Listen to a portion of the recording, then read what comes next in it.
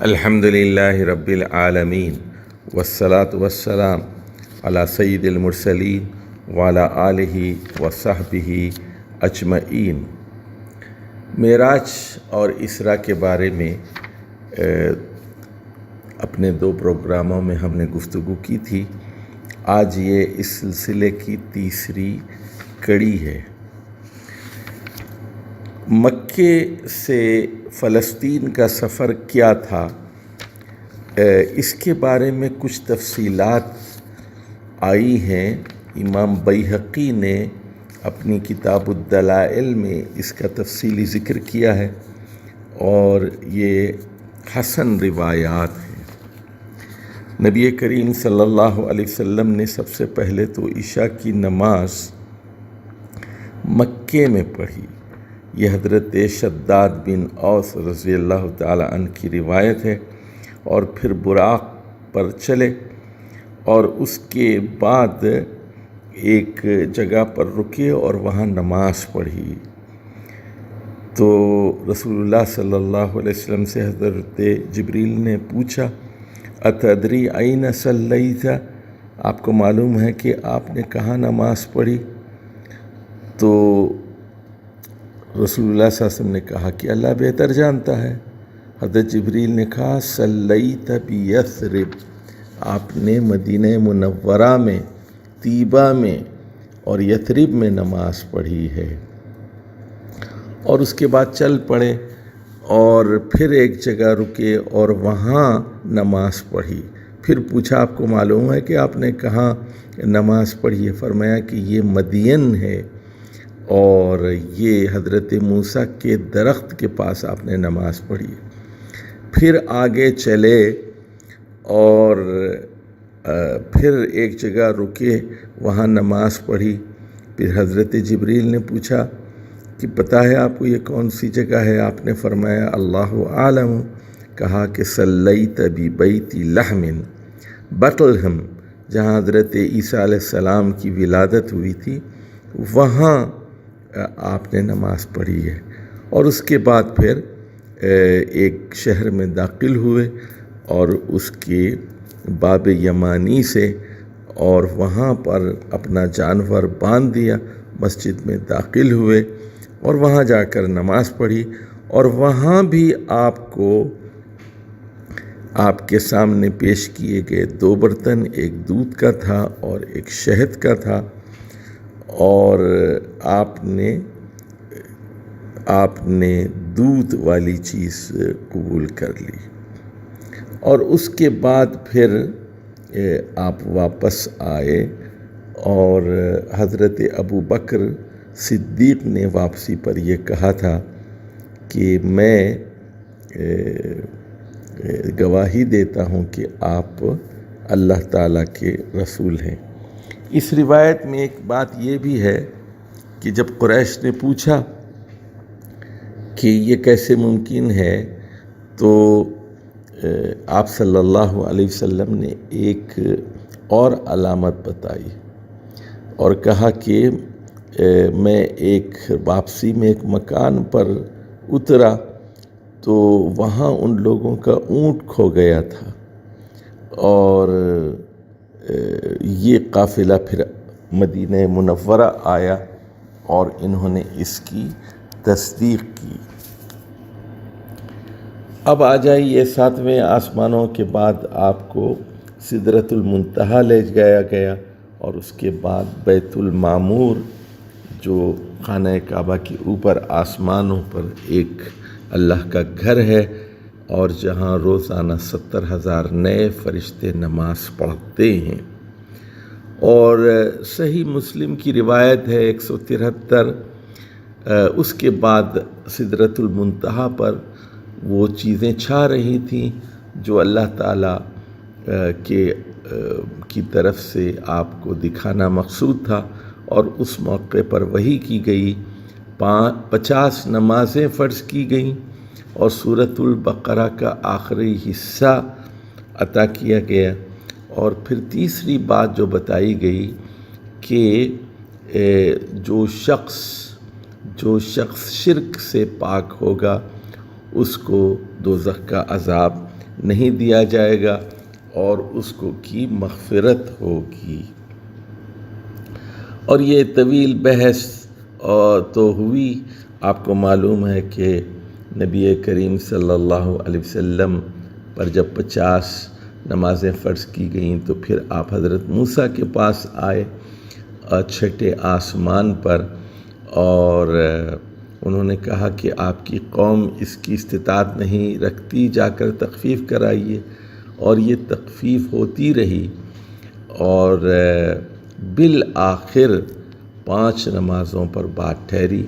بار بار حضرت موسیٰ یہ کہتے تھے کہ جائیے تخفیف کرائیے، تو اس امت کو موسیٰ علیہ السلام کا بھی احسان مند ہونا چاہیے کہ ان کی وجہ سے 50 سے نمازیں 5 ہو گئیں، لیکن اللہ نے فرمایا کہ اب ان کا اجر 50 کے برابر ہی ہوگا۔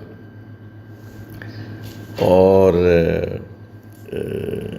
اس کے بعد جو واقعات پیش آئے ہیں اس میں یہ بھی ہے کہ آپ صلی اللہ علیہ وسلم نے جہنم کے داروغہ مالک کو دیکھا۔ یہ بخاری کی روایت ہے 3239۔ وہ ہنستا تھا اور نہ اس کے چہرے پر خوشی اور بشاشت تھی۔ پھر آپ کو دوزخ اور جنت کا دیدار کرایا گیا۔ یہ ترمذی کی روایت ہے 3147۔ پھر آپ نے ان لوگوں کو دیکھا جو یتیم کا مال ظلماً کھا جاتے ہیں، ان کے ہونٹ بڑے بڑے تھے اور وہ اپنے منہ میں پتھروں کے ٹکڑوں جیسے انگارے ٹھونس رہے تھے۔ اور پھر آپ نے ان خطیبوں کو دیکھا جن کے جبڑے قینچیوں سے کاٹے جا رہے تھے۔ یہ ابو یعلا کی مسند کی صحیح حدیث ہے 4069۔ پھر آپ نے سود خواروں کو دیکھا، ان کے جبڑے پیٹ ان کے اتنے بڑے تھے سود خوروں کے کہ جب آل فرعون کو آگ پر پیش کرنے کے لیے لے جایا جاتا تو ان کے پاس سے گزرتے وقت انہیں رونتے ہوئے جاتے تھے، تو سود خور ہل نہیں سکتے تھے اپنی جگہ سے۔ پھر آپ نے زانیوں کو دیکھا جو حرام کام میں ملوث تھے، ان کے سامنے تازہ اور اچھا گوشت تھا لیکن یہ سڑا ہوا گوشت کھا رہے تھے۔ اسی طرح آپ نے ان عورتوں کو بھی دیکھا جو حرامی بچوں کو اپنے شوہروں سے منسوب کر دیا کرتی تھیں کہ ان کے سینوں میں بڑے بڑے کانٹے چبھو کر انہیں آسمان اور زمین کے درمیان لٹکا دیا گیا ہے، معلق۔ اسی طرح ابو داؤد میں ایک صحیح حدیث آئی ہے، حدیث نمبر 4878 ہے یہ حدیث، کہ بعض لوگ خود اپنے ناخنوں سے اپنے چہرے نوچ رہے تھے، اپنا سینہ نوچ رہے تھے۔ پوچھا گیا کہ یہ کون ہے، تو بتایا گیا کہ یہ وہ لوگ تھے جو لوگوں کا گوشت کھایا کرتے تھے۔ اور یہ جو حضرت ابو بکر صدیق نے جب رسول اللہ صلی اللہ علیہ وسلم کی واپسی کے بعد تصدیق کی، اس کا تذکرہ حاکم کی روایت میں آیا ہے اور جو حسن ہے، اور اس واقعے کے بعد ہی پھر آپ کے نام کے ساتھ صدیق کی چیز شامل کر دی گئی۔ اچھا، اب 2 باتیں بڑی اہم ہیں جو جس کا ذکر یہاں ضروری ہے۔ پہلی بات تو یہ کہ آپ کو بار بار پیالے پیش کیے گئے، تو ایک تو مکے میں مکان کے اندر آپ کو حضرت جبریل داخل ہوئے اور چھت کے میں سوراخ ہوا، اور پھر آپ کا آپریشن کیا گیا اور آپ کے دل کو چیرا گیا اور زمزم سے دھویا گیا اور حکمت اور ایمان سے بھر دیا گیا۔ اور دوسری چیز یہ کہ دوبارہ بیت المقدس میں آپ کے سامنے پیالے پیش کیے گئے۔ ایک تو دودھ کا پیالہ تھا اور ایک شراب کا پیالہ، اور آپ نے دودھ کا انتخاب کیا۔ اور اس وقت یہ کہا گیا کہ اگر آپ نے شراب کا انتخاب کیا ہوتا تو آپ کی قوم بھٹک جاتی۔ لیکن طبرانی میں ایک روایت میں یہ بھی ہے کہ بیت المقدس کے پاس آپ کو 3 پیالے پیش کیے گئے تھے، ایک دودھ کا تھا اور ایک شہد کا تھا اور ایک شراب کا تھا۔ تو آپ نے پھر فطرت کو قبول فرمایا۔ اسی طرح جب آپ کو دوزخ دکھائی گئی تو اس میں آپ نے کئی لوگوں کو دیکھا، تو اس میں وہ آدمی بھی تھا جس نے حضرت صالح علیہ السلام کی اونٹنی کو کاٹ دیا تھا، جس کا ذکر قرآن میں ہے، اِذِ انبعث اشقاہا۔ تو ان کا اشقا آدمی وہ اٹھا اور اس نے اس اللہ کی اونٹنی کو، ناقۃ اللہ کو قتل کر دیا۔ تو یہ آخر الناقہ، جس کے بارے میں دوسری حدیث میں ذکر ہے کہ اس کا نام قیدار بن سالف تھا، اس کو بھی آپ صلی اللہ علیہ وسلم نے آگ کے اندر دیکھا۔ تو یہ وہ روایات ہیں جو صحیح احادیث میں آئی ہیں۔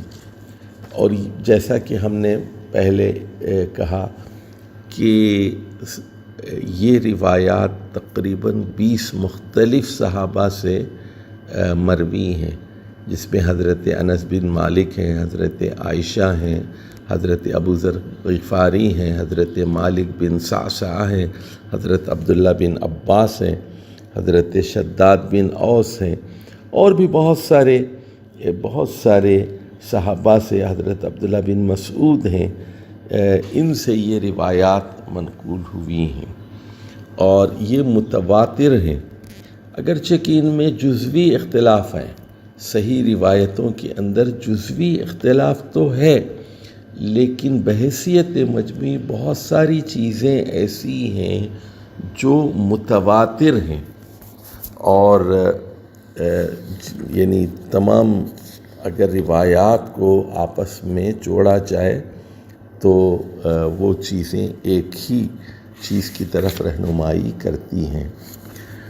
اور یہ بات بھی کہ آپ نے انبیاء کی امامت کی، اب یہ اس میں 2 روایتیں ہیں کہ کیا چاہتے ہوئے آپ نے امامت کی آسمان پہ جانے سے پہلے، یا واپسی میں آپ نے امامت کی؟ تو دونوں قسم کی روایات ملتی ہیں، اللہ عالم بالصواب۔ مسند احمد کی حدیث نمبر 2324 ہے، جس میں اس کا ذکر ہے کہ آپ نے جاتے ہوئے انبیاء کی امامت کی تھی۔ تو معراج کے واقعے پر ایمان رکھنا چاہیے اور یہ سمجھنا چاہیے کہ انبیاء کو بہت ساری چیزیں دکھائی جاتی ہیں تاکہ وہ اس امت کی اپنی امت کی رہنمائی کریں، اور آخری نبی صلی اللہ علیہ وسلم کے لیے یہ مشاہدات اس لیے اہمیت کے حامل تھے کہ لوگ آخرت پر اور اللہ پر یقین کر لیں اور اللہ کے رسول کے سچے ہونے کی گواہی دیں۔ والسلام علیکم ورحمۃ اللہ وبرکاتہ۔